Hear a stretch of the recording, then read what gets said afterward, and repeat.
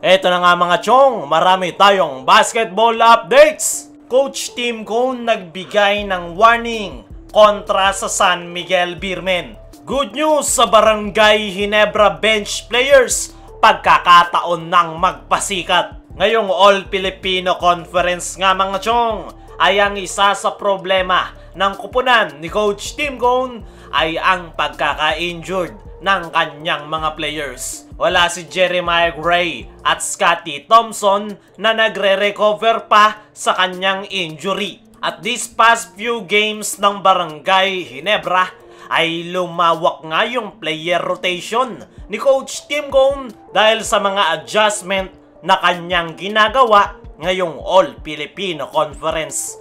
Nakikita na nga natin na pinagsasabay ni Coach Tim si Japet Aguilar at Christian Stan Hardinger. Effective nga yung combo na yan sa loob ng painted area, kaya naman nabibigyan ng playing time yung ilang mga bench players. Gaya na lang nitong si Sydney Onwobere na napakaganda ng performance sa nakalipas na Manila Clasico nang dahil sa kanyang sipag at hustle sa paglalaro. Kahit wala si Scotty ay hindi na problema ang Barangay Ginebra sa energy dahil nandyan si Sydney Onwobere. Isa pa nga sa mga nabibigyan ng pagkakataon ngayong All-Filipino Conference ay itong si Nards Pinto. Nang dahil nga sa pagkawala ni Scotty Thompson ay nagkaroon ng adjustment sa player rotation ni Coach Tim Cone. At isa nga si Nards Pinto sa mga nagbe-benefit dyan dahil napakalaking minuto nga ang ibinibigay sa kanya ngayon ni Coach Tim Cone at quality minutes nga ang isinusukli nito. Dalawa nga ang role na ginagampanan ngayon nitong si Nards Pinto. Yung una ay minsan siya ang nagpapacilitate ng kanilang opensa. At ang isa niya pang role ay ito nga yung main defender ng Barangay Ginebra pagdating sa gwardya. Sa malagkit na depensa nga nakilala itong si Nards Pinto. At ngayong All-Filipino Conference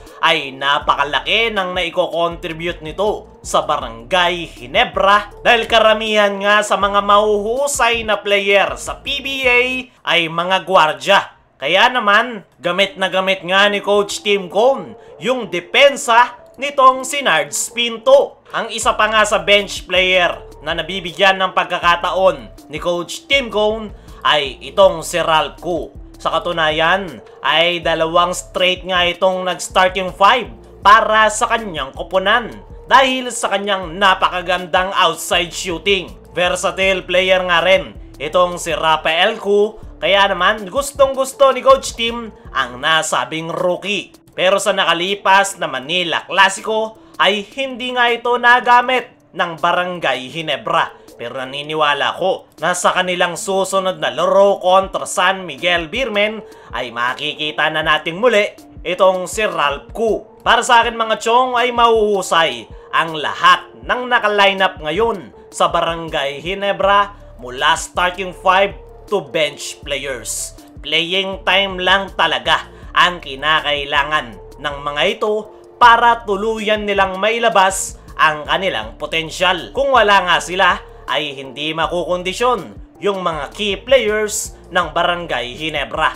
At ngayong All-Filipino Conference nga mga chong ay binibigyan sila ngayon ni Coach Tim Cone ng pagkakataon na magpakitang gilas. Kayo mga chong, naniniwala ka ba na playing time lang yung kinakailangan ng mga bench players ng Ginebra para lumabas ang kanilang potensyal? I-like mo ang ating video, mag-subscribe kung nag-a-agree ka. Dumako naman tayo dito sa kabilang balita.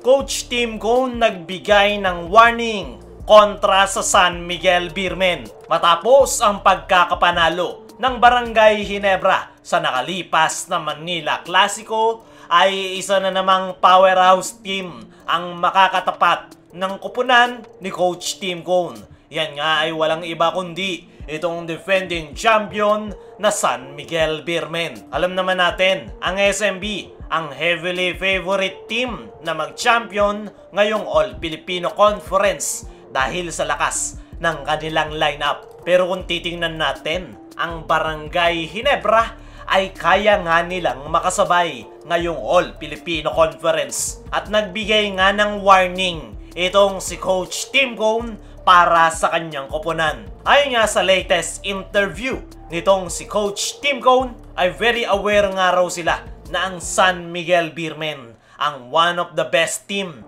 tuwing All-Filipino Conference. Subok na nga daw yan nitong mga nakalipas na season. Kaya naman, ngayon pa lang ay winawarningan na ni Coach Tim Cone ang kanyang mga players na kailangan nilang magdoble kayod para makasabay sa San Miguel. Satisfied naman daw si Coach Tim sa ipinakitang performance ng kanyang koponan sa nakalipas na Manila Clasico. Magandang araw yung kanilang ipinakitang opensa at depensa, pero ngayong makakatapat nila ang San Miguel Beermen ay kailangan nga daw nilang doblehin yung kanilang effort dahil napakaraming talent ng San Miguel Beermen mula sa gwardiya hanggang sentro ay meron silang nasasandalan. Pero kahit nga underdog ang Barangay Ginebra kontra San Miguel Beermen, ay buo pa nga rin ang loob nitong si Coach Tim Cone. Ibibigay nga daw nila